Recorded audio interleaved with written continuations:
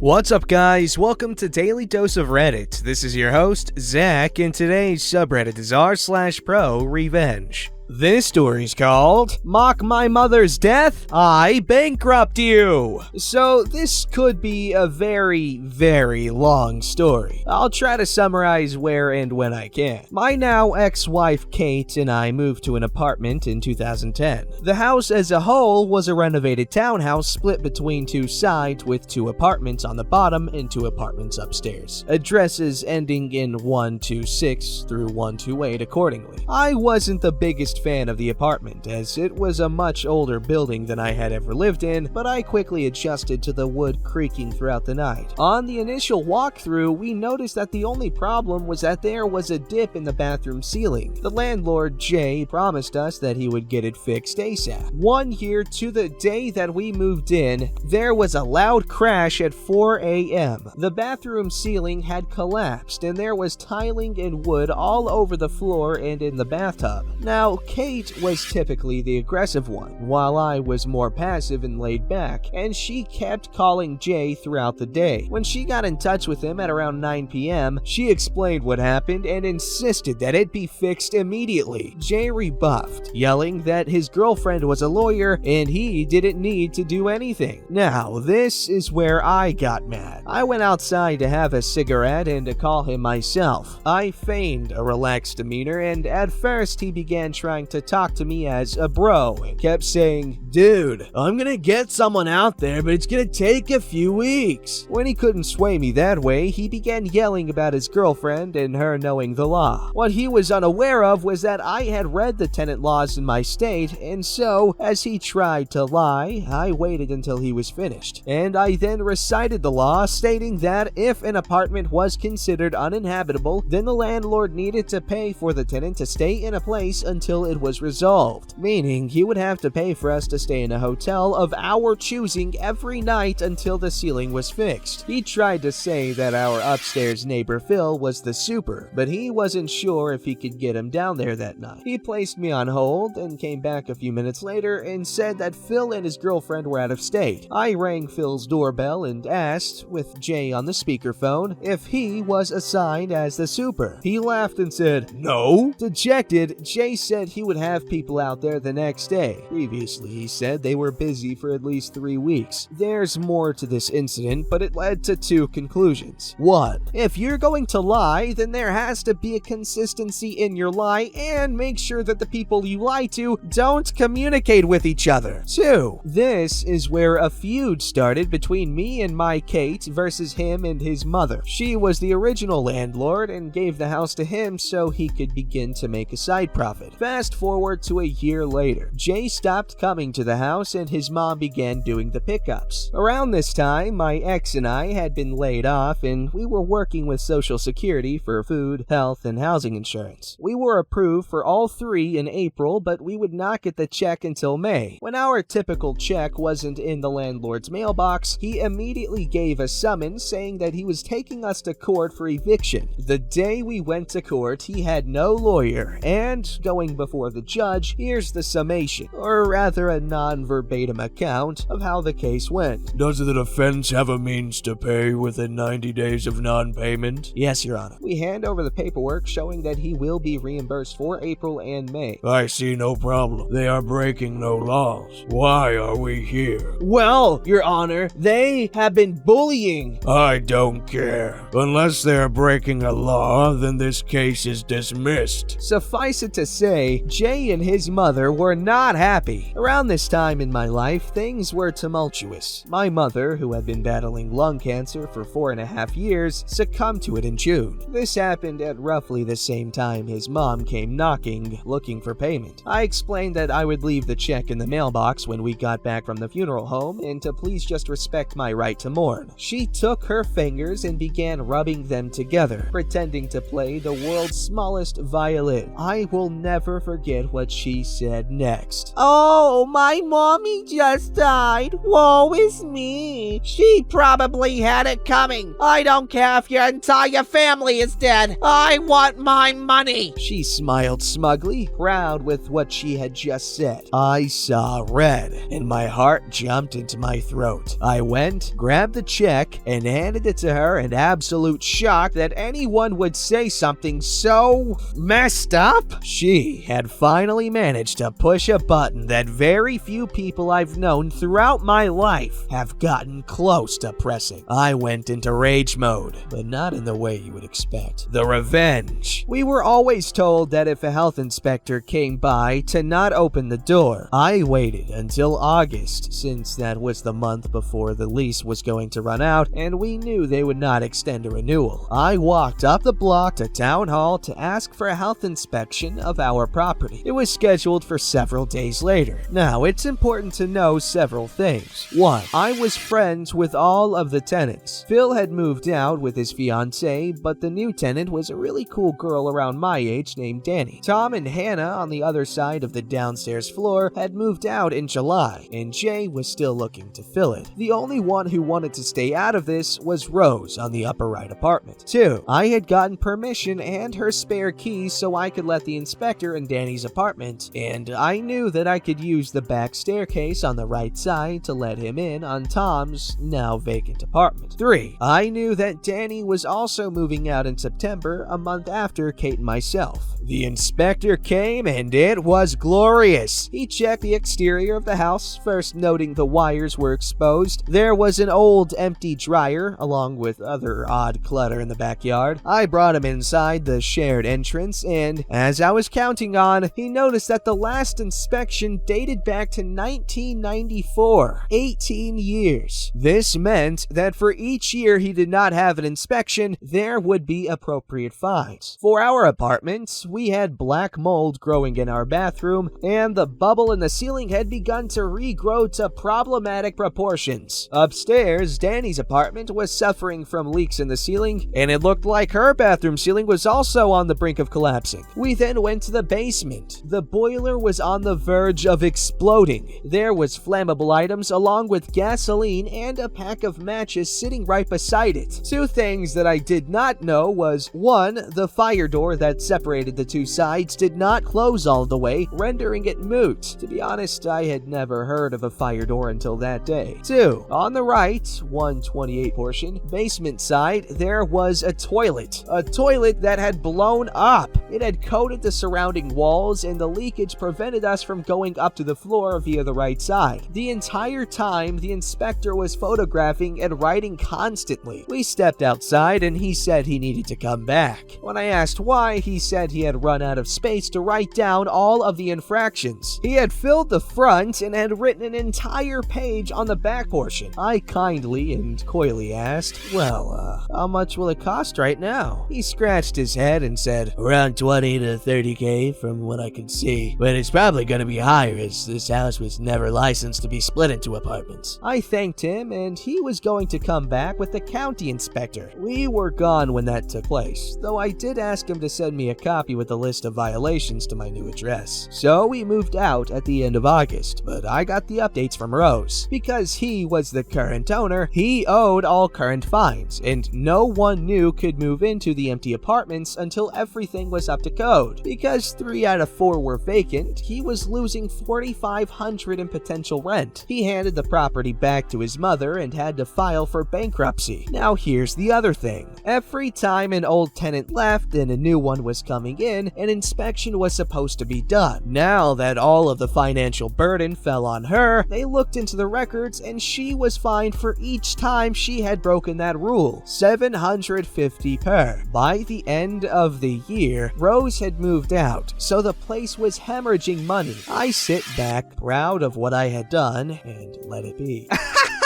no, screw that. I wasn't close to done yet. I felt like I had destroyed Jay, but my real target had always been his mom. I learned that she had 8 properties throughout 3 towns in my county. I went to each one, spoke to the tenants, and said that I was a concerned tenant from another property and asked if they had any problems with their apartments. Every person I asked described the apartment in very poor to intolerable levels, and that the mom was effectively a slumlord. She would ignore problems unless someone turned to litigation, she was threatened that they would summon the inspector, or, more often than not, the people would move out. She'd refuse their deposit and sink those into cosmetic repairs so that the apartment looked nicely furnished. People rarely fought back because she knew that the occupants were of upper-lower class minorities. So, being the concerned person I went to the inspector of the other 2 towns and asked for an inspection to be done with at least one tenant, if not more, would be awaiting the inspector when they came. Turns out that she faced pretty much the same infractions on every apartment she owned. It turned out that she had 12 apartments, but I initially only knew about the ones that fell within my county. The remaining properties in the next county over were given a mysterious heads up to perform a surprise inspection. From what I can tell, Jay's mom had been in the landlord business for about 35 to 40 years. That collapsed quickly. Since we moved literally 1 block down the road from our old one, 54, I got to see Jay lose his primary source of income and have to claim bankruptcy, but also saw that his mother was also trying desperately to find a buyer for all of the apartments so she could pay off the fines. I learned 2 years later, in 2014, that she too had to file for bankruptcy. Jay and his mother camped out in front of our next apartment 2 days in October of 2013 before she filed for bankruptcy. I'm guessing to scream at me and or Kate. So I called the cops and said that there were strange people standing in a no parking zone and that they kept looking up at the 2nd floor. A cruiser swung by and told them to leave. I know I should have used the 2 months I spent monitoring everything to find a new job, but this was the one and only time I wanted to cripple a person where they hurt the most, their wallets. I think I got my point across. None of this would have happened if you had just freaking fixed the ceiling before it collapsed, Jay. Edit. Did some editing for clarification purposes, but I wanted to thank you all. I never expected to have anything I posted get anything other than a few hundred likes. I am especially grateful for those that gifted me awards. Thank you so much. I wanted to clear up a few things that people have frequently left comments about. 1. I was always taught to use wit versus physical confrontation. What she said to me was a sucker punch, and I was already in a state of shock from holding my mom's hand when she took her last breath. Asked to write a eulogy and create 2 memory boards. I was already on autopilot when she said what she did, and the way I reacted was more me disassociating than anything else. If it was after the ceremony, I may have punched her until she was unable to stand up, whereupon I would continue to pummel her until someone pulled me off. She reminded me a lot of Professor Umbridge from Harry Potter, both in her mannerisms and attitude. 2. Why did I not go outside when they camped in front of my new address? 2 reasons. The first one being that the full bruit of my revenge had not fully played out yet, and secondly because I hoped that the cop would give her a ticket. If he did, it was a little bit less money she would have, and she'd know that I was the one responsible. 3. Did they know it was me? Yes, they did. I called Jay for the deposit back after the 90 days were over. You need to allot the landlord 90 days to pay you. I knew he wasn't going to, though. When we left, I went around every room and took photos of every angle. I also had a friend, Justin, who did the same with his camera. Like a good tenant should, I also asked for the inspector to take photographs to show that we had caused no significant damage. When Jay told me that we had messed up the walls and the wood was warped, I responded with, "That's not what the inspector I called in said." He immediately hung up and blocked me. I lost the deposit, but it was still completely worth it. 4. On an unrelated note, and on the much more petty side, before I moved out, I would go on to the front lawn where he had put up the sign saying there was an open apartment, Tom and Hannah's, and put down his phone number. Each night, I would use a marker to change the last 2 numbers. The modification was noticeable if you walked by during the day, but since I had the same marker in color, then if you were driving by, you could couldn't really tell. Every few days, the sign would be replaced, and by the next morning, the modified number would be back. Even once we left, Jay was still not taking the whole "cannot rent until building is up to code" seriously, and so he was still putting up the signs. Since I was still in vengeance mode and I lived on the same block, I began to not only change the number, but I also began printing out signs that read, "You do not want to live here. Trust me. Signed, your friendly neighborhood tenant." That lasted until he took down the sign for good around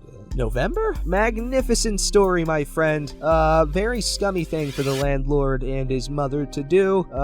Specifically his mother. Very scummy. Very scummy. Zach and Daily Dose of Reddit do not agree with scummy behavior. You heard that here, folks. Vote for me, Zach Cameron, for president.